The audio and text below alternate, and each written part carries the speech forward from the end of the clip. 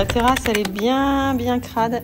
Et Emilien, il a acheté un produit exprès pour le grès cérame. On a fait un test pour voir si ça abîmait pas la pierre. Là, je mets la photo de, en fait, le grès cérame sale. Il y avait de la rouille à cause d'une table et tout. On a mis le produit, on a attendu 10 minutes. Là, voilà à quoi ça ressemblait sans frotter après 10 minutes. Franchement, ça fait taf. Et là, ça ressemblait à ça une fois pas frotté. C'est incroyable. Donc là, on l'applique partout. Fais gaffe à tes pieds, hein. Ce serait dommage de perdre un orteil. Bah, peut-être qu'ils se remettront normal.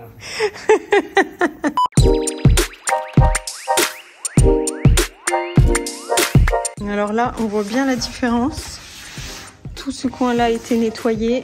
Il y a juste quelques taches ici. En fait, on a fait tomber de la cire de bougie. Donc on va la voir en plusieurs fois. Mais sinon, là, tout est propre. Il faut encore qu'on gratte un tout petit peu les joints. Il faudrait que je trouve une brosse à dents ou une petite brosse pour ça. Et ici, on va le faire. On fait à chaque fois zone par zone. Donc voilà, c'est super beau.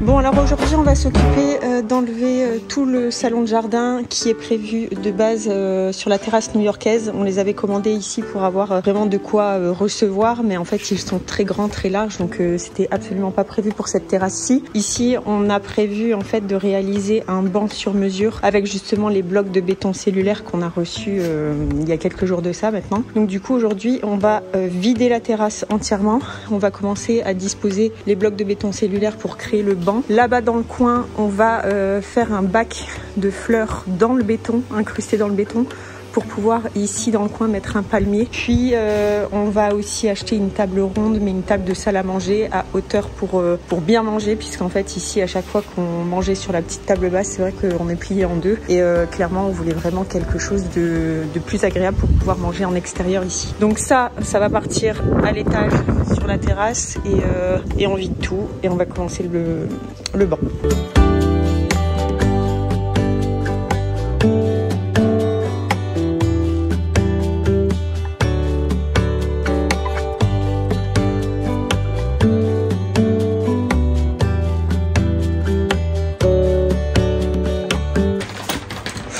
Bon les amis, il y a tout ça comme bloc à emmener. C'est-à-dire c'est la tâche la plus relou à faire au début. Après ce sera du collage, ce sera assez tranquille. Donc let's go.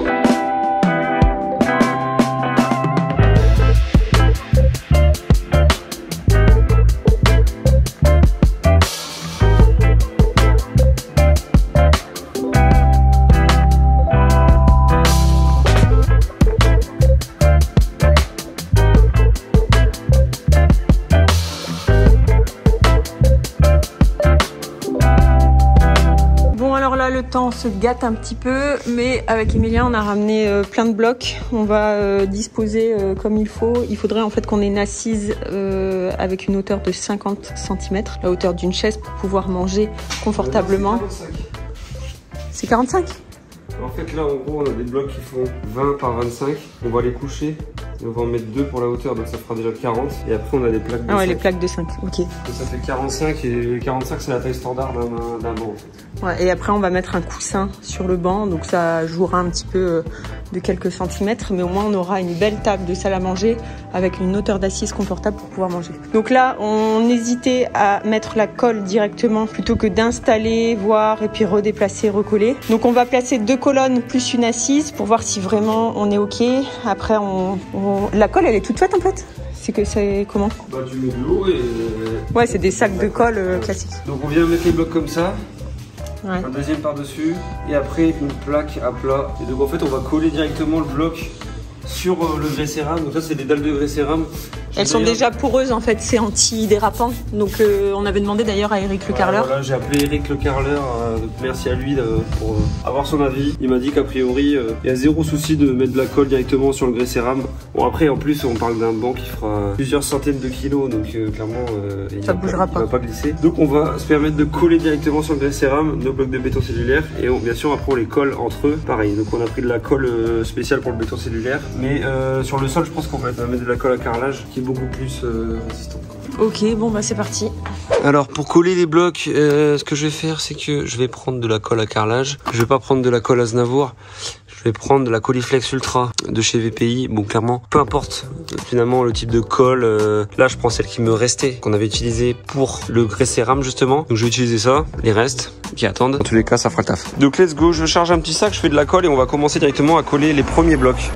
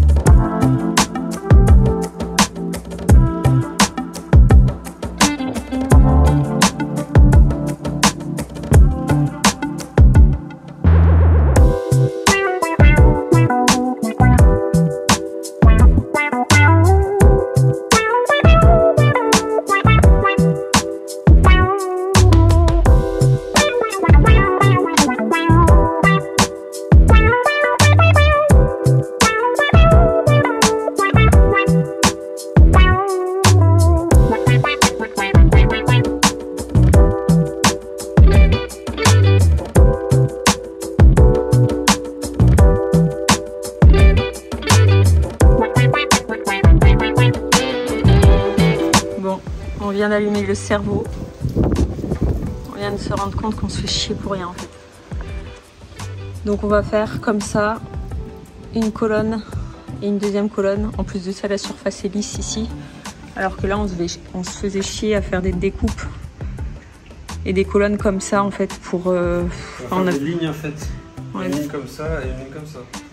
Bah ouais, c'est plus simple. Je sais pas pourquoi on a pensé direct à faire ça alors que... Bon bah du coup on arrête ça et puis on va continuer les deux colonnes ici.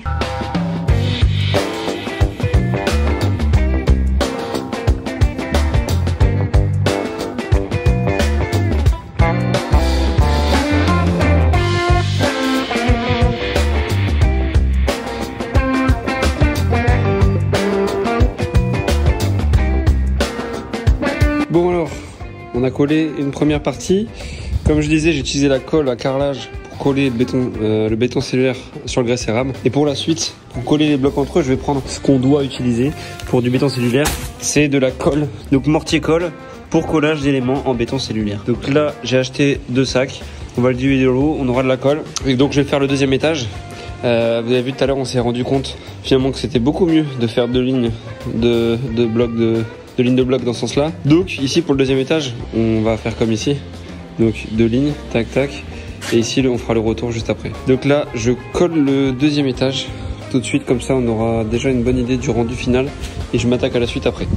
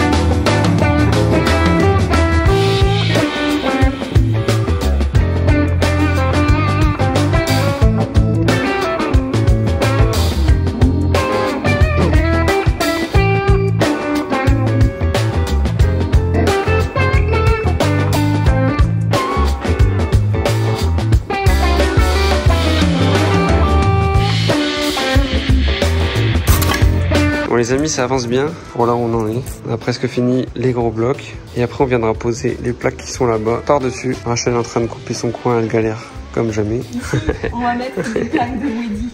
Tu l'as dit? Je le Weddy? Tu Weddy. Weddy. Ouais, donc en fait ici, à l'angle du banc, il y aura un bac avec de la terre pour y mettre un palmier carrément, voilà, qui va monter jusqu'en haut. Comme dit Rachel, le Weddy c'est pour créer le bac en fait et l'étanchéifier. Bah oui, parce qu'en fait avec le béton cellulaire, le problème c'est que le minimum des plaques c'est 5 cm. Alors qu'avec le Weddy, on peut aller jusqu'à 4 mm en étant. Et surtout que le Weddy il est étanche. Et il est très très rigide. Il est rigide. Donc on va faire un bac en Weddy dans l'intérieur. Ouais. Voilà, on mettra un palmier. Un petit géranium. Petit géranium. T'as pas la référence? Si, je l'ai. Tout le monde l'a. Ah bon, c'est quoi? Tout le monde a cette référence. Bah, Mission Cléopâtre. Évidemment que je l'ai. Qu'est-ce qu'elle me dit? Et juste là, un petit géranium. Ouais, ça va être bien. Allez, on continue, parce que vous verrez que c'est pas le seul élément qu'on doit faire en béton cellulaire. On doit faire un autre truc ailleurs dans l'usine. On va s'amuser encore. Un slip en béton cellulaire. Donc, je vais faire ma deuxième mine là-bas et après, plaque.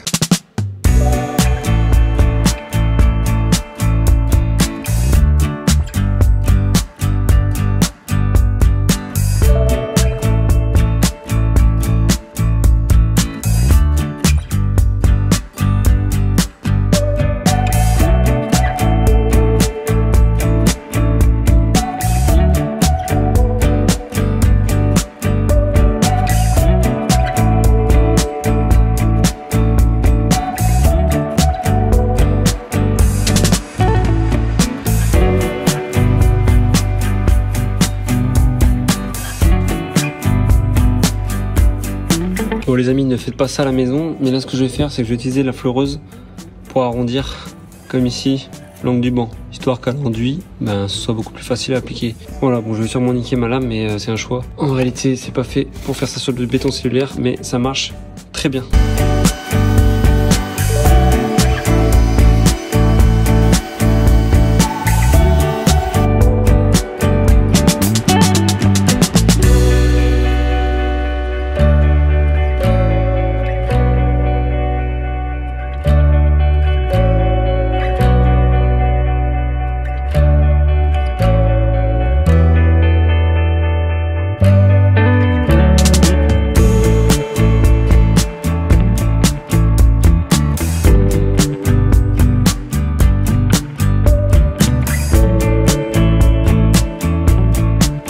En pleine réunion, en pleine nuit, il est 22h30, on a allumé les petites lumières, on a contemplé un petit peu notre banc, on est super content du résultat, donc là on a créé un bel arrondi ici. Demain on va mettre une couche de colle à carrelage partout pour avoir vraiment un support uniforme. Et ça tient bien. Et ça tient, oui, super bien. Donc on s'est mis debout dessus. De toute façon, on pouvait pas faire mieux. Il va tout le temps plonger dans la piscine d'ici, c'est ça? Ouais, on s'est dit que c'était un spot pour Luca ici, puisque là, hop, il y a un beau trou ici. Il va pouvoir plonger directement dans le bassin. Voilà le bac. Donc là, on mettra un arbre. En fait, on a un peu merdé au niveau de l'angle là. On a dû rattraper un petit truc, mais bon, c'est propre. Qui va là-dedans. Voilà. Voilà, on doit finir là et recouvrir. Il nous manque en fait 2 blocs, puisque du coup ces blocs-là ont servi pour la finition du bac juste là. Donc on avait vraiment compté juste. De base, il faut toujours compter 10% supplémentaires s'il y a des chutes. Quoi? De faire un meuble en béton cellulaire ici. Ah oui, on s'est rajouté du travail puisque là-bas il y a un petit coin technique. Ici il y a une évacuation, un tuyau de PVC de sang avec un robinet d'eau. Pourquoi tu rigoles? Un robinet. En fait, oui, parce qu'on a tout. Ici on a le jet d'eau et on a une arrivée d'eau. Donc on s'est dit pourquoi pas créer une petite kitchenette ici en dur. Donc avoir un petit évier ou pourquoi pas une plancha intégrée, puisqu'en fait ce barbecue là, je vous l'avais dit, il va être à l'étage avec le salon de jardin sur la terrasse new-yorkaise. Donc ici on voudrait vraiment un petit coin, voilà, de quoi se laver les mains et puis cuire 2-3 merguez quoi. Donc on va le faire en béton cellulaire. On va tout faire sur mesure avec des portes de placard intégrées. On pourra ranger tout le matos ici, même pour la piscine. Luca il a ses masques, ses ballons, voilà. On mettra tout ça ici. Voilà, bouge plus. Bon les amis, nous sommes le lendemain, d'accord? Hier, on a fait tout ça, ok? Je vais aller récupérer 2 plaques manquantes chez Point P pour terminer ce côté-là. Et bien sûr, il sera arrondi, comme toute notre vie en ce moment, et c'est arrondi. Mais comme c'est toi qui as décidé de tout coller avant de couper, c'est moi qui vais couper. C'est toi qui vas le couper. Super, j'adore. J'adore couper. Je te souhaite bon courage. J'en ai pour 2 heures. Mais je vais couper décalé vite fait d'ici moi. Peut-être qu'avec ça, on va réussir à couper assez rapidement sans devoir faire à la main. On essaye, mais ça va faire de la poussière. Oh, ça coupe comme dans du beurre quoi.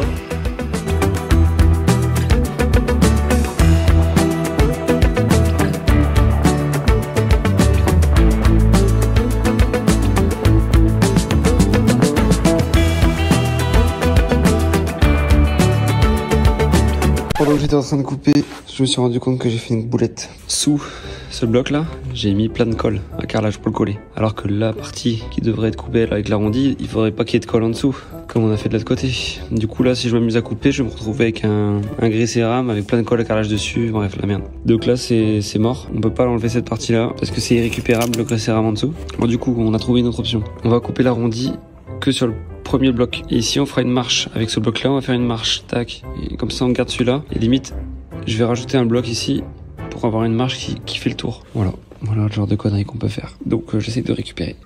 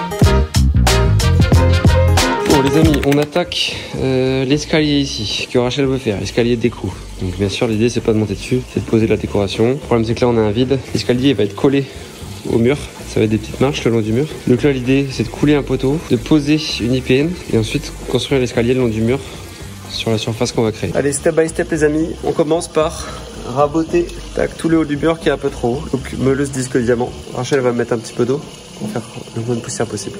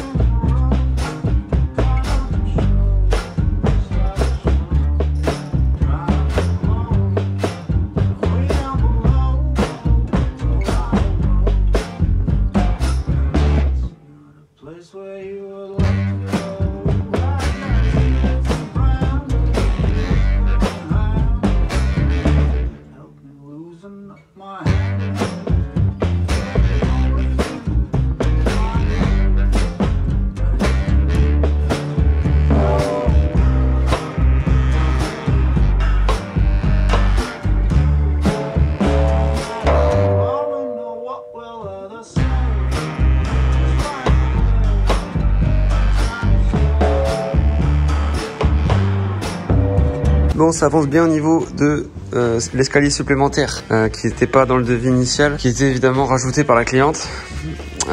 Donc ça avance.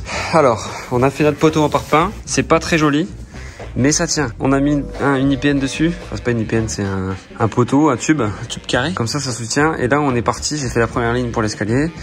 Et là, on va recouvrir on va venir jusqu'à l'eau en fait. Donc l'escalier va commencer ici. On va poser le premier bloc sur la gouttière. Donc Rachel a anticipé, elle a préparé ce fameux bloc qui va venir toucher l'eau. Et en fait elle l'a enduit avec de la colle à carrelage blanche. Mais elle a mis d'abord de l'hydrofuge. Donc là, c'est un hydrofuge Sika. On le mélange avec un enduit ou du béton, du mortier, etc. Ça le rend hydrofuge. Elle l'a mélangé dans la colle et elle a préparé ce bloc qui est déjà revêtu d'un hydrofuge. Voilà, comme ça, il sera protégé de l'eau. Donc, ce bloc, il est hydrofuge et il va être collé sur la membrane jaune, là sur ce rebord, avec une colle PU spéciale piscine. Donc ça c'est incroyable, j'ai découvert ça me fascine toujours. Ça me fascine, c'est vraiment des colles PU qui sont les plus incroyables du monde quoi. Tu colles pour des piscines, tu colles dans l'eau, sous l'eau, je sais pas, tu colles tout avec tout. Voilà, c'est fou. Et quand t'es pas dans le bâtiment au début, tu crois que la colle la plus résistante c'est la glu, tu sais. Tout le monde parle de glu à l'école, tu te dis c'est de la glu. Et quand tu découvres qu'il y a des colles comme ça en fait, là, tu te dis si j'avais su depuis le début chez moi, dès que j'avais besoin de coller un truc, j'aurais collé avec ça quoi. Ça serait tenu. C'est fou ça. Donc, on colle avec ça sur la membrane, ça fera une étanchéité supplémentaire entre le bloc et la membrane. Donc on y va, de toute façon, il y en a marre d'attendre.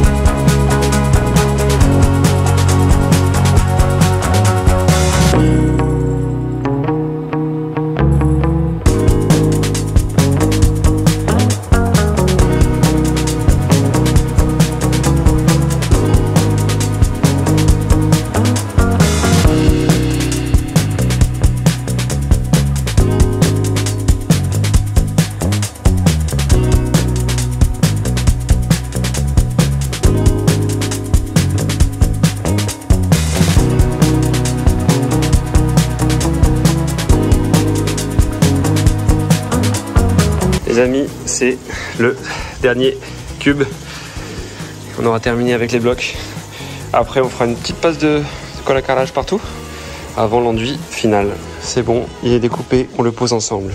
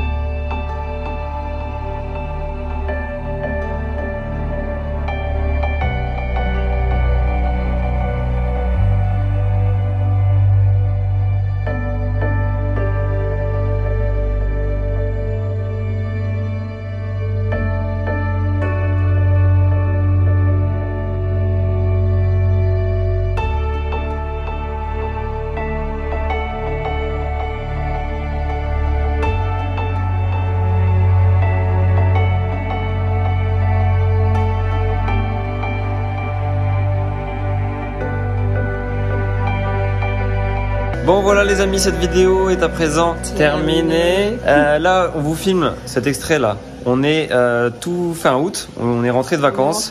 Ce qu'on avait fait ici sur la terrasse c'était avant les vacances. Donc voilà, on vous filme ce petit extrait aussi pour vous dire un petit peu qu'il y a plein de choses qui arrivent au mois de septembre. On a déjà quand même 4 vidéos qui sont déjà en stock, qui sont pas encore finies. Il y a des petits travaux qui restent à faire mais ça s'annonce vraiment sympa, plein de sujets différents.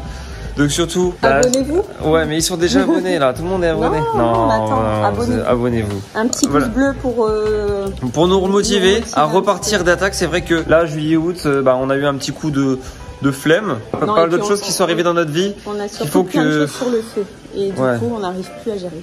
Voilà, beaucoup sur le feu. Donc juillet-août, c'est vrai qu'on était un peu plus ralenti, voilà, un peu moins motivé, on va dire, sur les vidéos. Mais là, je peux vous assurer que ça va reprendre sévère. Il y a pas mal de choses dans les tuyaux. On vous refait quand même un petit tour sur ce patio pour vous donner quelques détails, parce que là, dans la vidéo, on vous a laissé un petit peu en plan et vous devez vous dire, ça va pas rester comme ça. C'est pas encore incroyable. Non, c'est pas encore incroyable. Il y a des choses qui arrivent et on va vous expliquer un peu. Justement, c'est quoi la suite pour ces murs là qui sont pas encore incroyables. Alors, Rachel, qu'est-ce qu'on a prévu? Alors, on va en décevoir beaucoup, mais ces murs en briques, c'est grave une contrainte. En fait, on les a blanchis en pensant pouvoir les garder comme ça. Et au final, on récupère à chaque fois des morceaux de briques. Et clairement, en fait, ça reste un peu sale. Donc, on a décidé, on a fait un choix. On va faire un enduit, comme un enduit à la chaux, sur l'intégralité des murs. On va un peu retrouver ce qu'on a fait en fait sur l'escalier qui se trouve ici. Voilà, du coup en fait quand on a conçu ce banc et l'escalier là-bas, c'était en fait dans l'optique, on savait déjà qu'on allait tout recouvrir pour unifier le mur avec le banc et le mur là-bas avec l'escalier. Donc comme a dit Rachel, c'est un enduit, alors vous allez voir, ça fera l'objet d'une vidéo entière. On va réenduire tous ces murs-là. Désolé pour ceux qui aimaient la brique, il y en a forcément. Si vous allez nous dire c'est le charme de l'usine, etc., on sait, on connaît. Mais sachez que voilà, c'est notre choix, c'est notre décision et ça va être magnifique. Donc enduit, on recouvre tout et on unifie le banc. Donc le banc sera comme incrusté en fait avec le mur. C'est ça l'idée. Il y a quelques petits détails également, c'est-à-dire que là-haut, il y aura des plantes ici qui tomberont. Et le gros problème en fait, c'est qu'on n'a toujours pas de couvre-mur, de couvre-mur. Donc c'est pour ça aussi qu'il y a beaucoup d'aspérité de briques qui tombent. Regardez en fait sur le banc, vous allez voir un peu ce que je veux. Vous voyez, ça c'est tous les jours, on aspire tout le temps. Ça c'est parce qu'il n'y a pas de couvre-mur. Donc en fait quand il pleut à verse, l'eau elle tape sur le haut du mur et ça fait pousser un peu tous les restes de mortier, de joints de briques, etc. Et ça salit. Donc objectif, créer des couvre-murs, créer des bacs à fleurs, tout réenduire. Mais ça fera vraiment l'objet d'une vidéo. Donc on va pas vous en dire plus. On vous garde la surprise. Autre chose ici, évidemment, c'est pas fini non plus. Qu'est-ce qui est prévu? C'est prévu de réaliser un bac. Un bac pour y mettre aussi des plantes au bord du bassin. Voilà. Donc on a prévu de mettre normalement un palmier. On va y mettre du terreau. On va mettre aussi un amas de gravats en fait dans le fond. Donc là l'idée c'est ce soir ou demain on va pouvoir faire en fait le bac de fleurs. On va aussi créer un caisson un peu plateau pour mettre peut-être un petit apéro sur le dessus. En fait l'idée c'est de fermer la goulotte ici. Vous voyez, bon là on a mis des plaques comme ça tient pas. On ferme tout ici.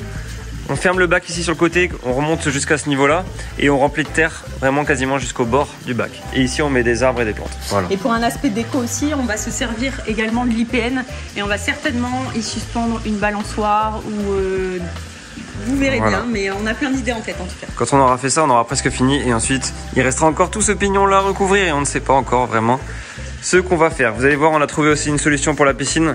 Là-bas la membrane qui dépasse, ça va disparaître. Et en fait le bassin va vraiment être hyper bien intégré. Donc on vous donne rendez-vous dimanche prochain pour une nouvelle vidéo. N'oubliez pas, un pouce bleu, abonnez-vous, un petit commentaire, vous partagez évidemment. Voilà. Personne partage, hein, c'est chiant à faire mais je vous le demande quand même. Allez bisous.